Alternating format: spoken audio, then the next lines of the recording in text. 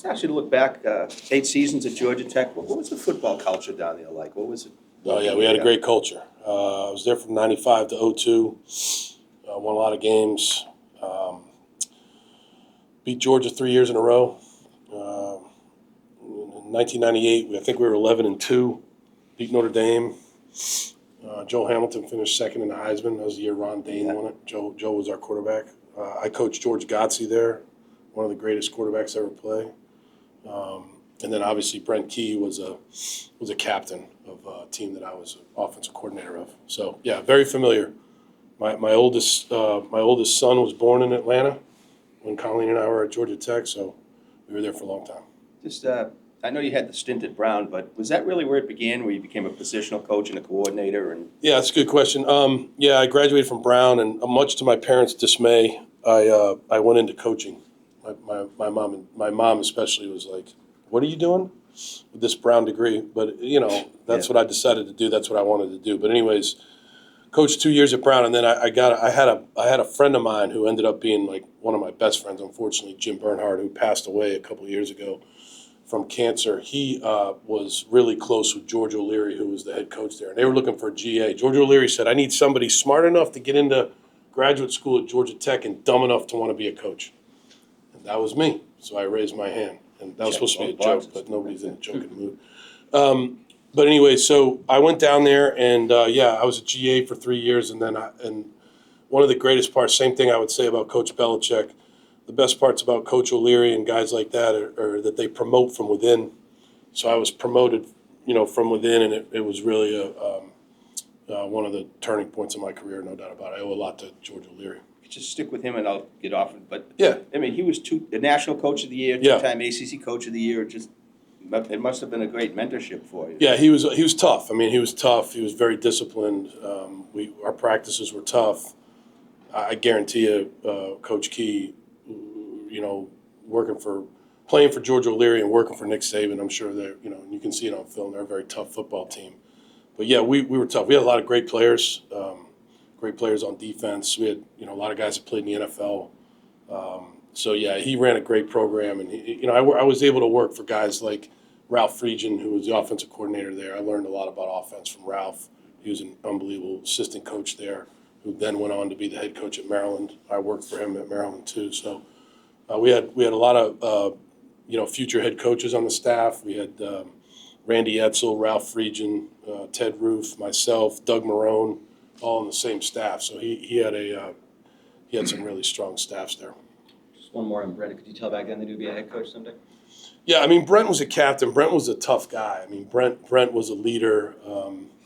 He was somebody that everybody looked up to because of how tough he was. I think he actually, came there, I think, as a walk-on, and then George gave him a scholarship because you could tell. And he started 3 or 4 years there at guard, and very, very tough player, and definitely one of the leaders of the team all the years I was there with him.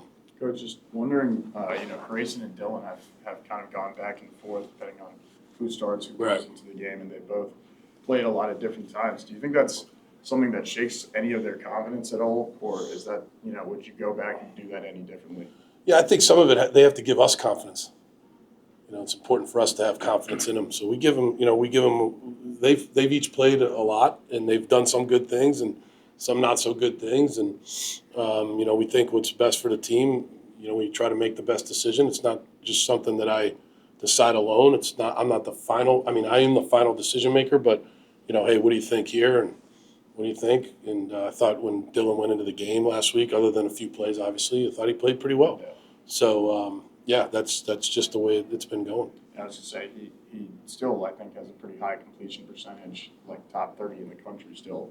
Dylan, yeah. Do you feel like you have enough confidence in him this week to start? Anybody we put out there, we have confidence in. You know what I mean? It's just then they got to go out there and play well, and the guys around them have to play well. The people around them have to play well. The offensive line, the receivers, the tight ends, the running backs. So, it's an 11-man effort. But I have confidence in anybody we put out there. Coach, the scheduling, balancing it, coming down the stretch, are we focused on games? How are you balancing your time with games versus the portal coming up very soon?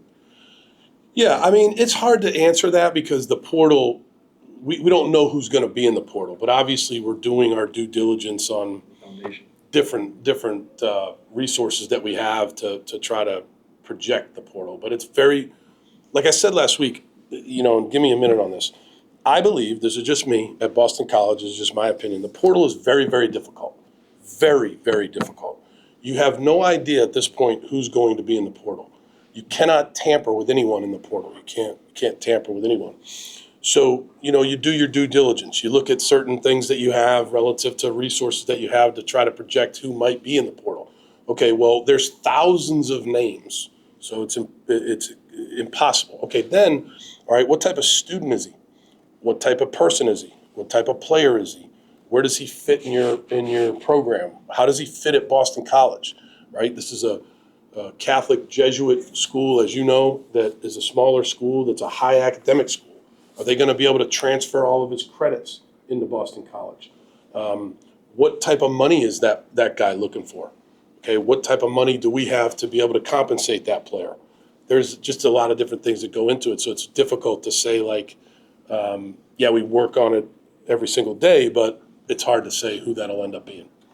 Senior week, obviously, for these guys, you got to get to know them pretty quickly last year and vice versa. What have they meant to you these last couple? Yeah, no, these seniors, just like last year's, I mean, these 2 years, these guys have meant a lot. They've really, I mean, I just told them today, the way that they approach practice, regardless of the record, is I have a lot of respect for these guys. The guys that have, basically, I would say, bled for this place.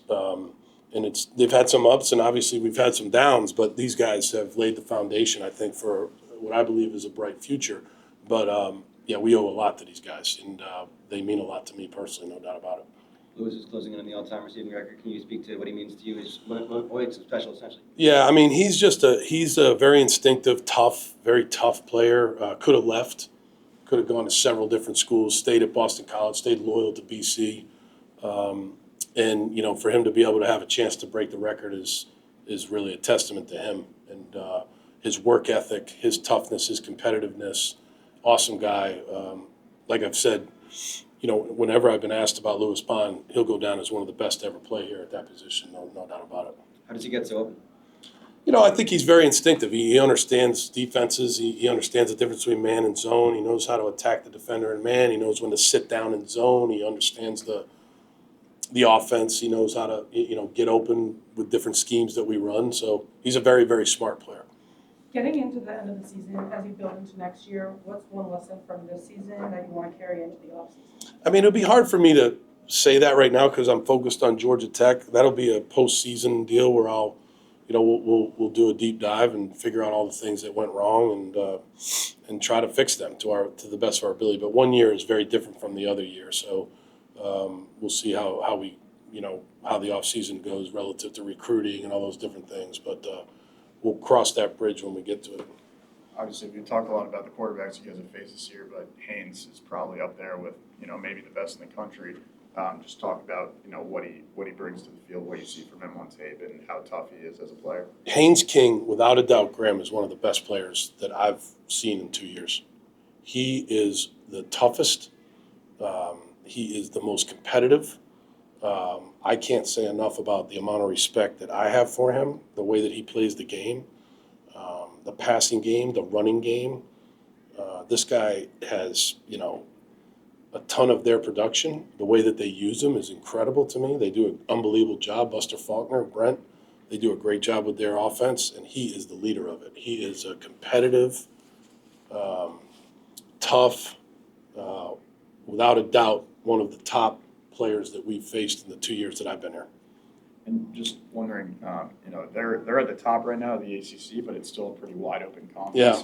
And yes, you guys are at the bottom, but do you guys think at all about like, hey, we can upset this team's season right now? We can make them not go to the ACC championship. And does that give the team any motivation?